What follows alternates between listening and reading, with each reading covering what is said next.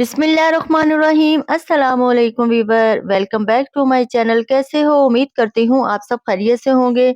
आज की रेसिपी मेरे किचन में प्याज फ्राई करना। हम इसे 15 दिन तक स्टोर करके रख सकते हैं। इसको हम बिरयानी में भी यूज कर सकते हैं, कौरमे मसाले में भी और निहारी में भी और हलीम में भी।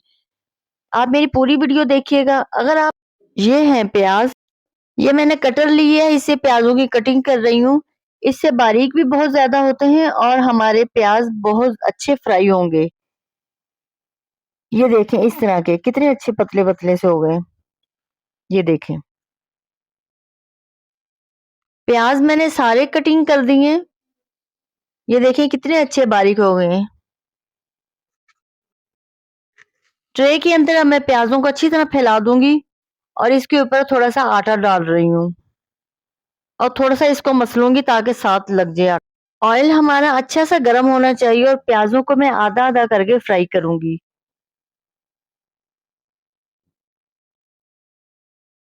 थोड़ा थोड़ा करके नमक डालना है। हमारे प्याज 2 मिनट में ही फ्राई हो गए और बहुत ज्यादा नहीं जलाएंगे। और जब हम प्याजों की कटिंग करेंगे तो उनको धोना बिल्कुल भी नहीं है। इसी तरह हमने उस पे आटे की डस्टिंग करनी है।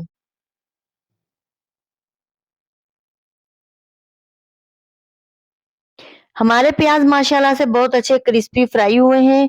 जब प्याज ठंडे हो जाएं तो आप कोई से भी जार में डालकर रख दें।